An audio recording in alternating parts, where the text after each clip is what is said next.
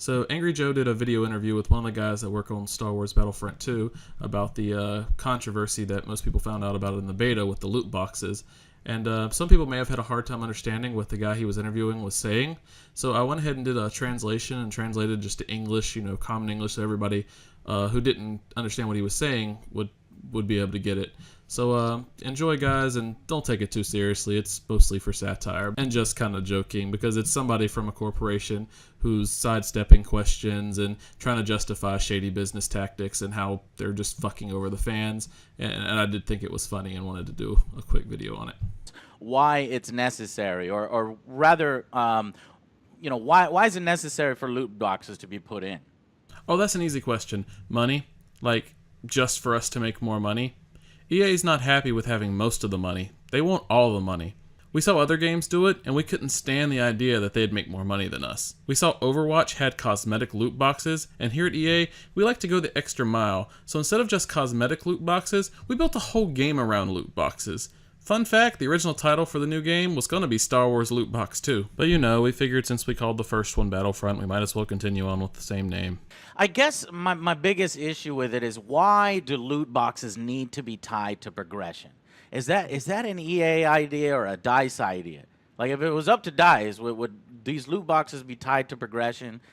So I'm going to completely ignore the part about whether loot boxes are EA or DICE's idea, because I'm not allowed to tell you anything negative about EA, or even how they're systematically sucking the quality and life out of games to make more money. Instead, let me tell you how you're still progressing because you're getting a worldwide rank, even though most, if not all, gamers don't care about that rank or even consider it true progression. I guess if that's the best answer we're going to get, how long would it take you to kind of unlock everything if you never paid a dime on loot boxes?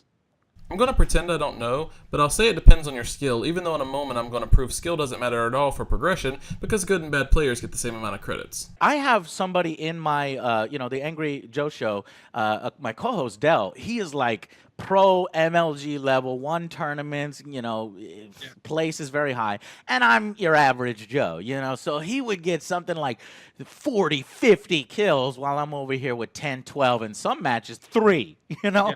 and it ended up at the end of the match, we were getting the same amount of points. So I have to ask you, do better players get more credits than bad players?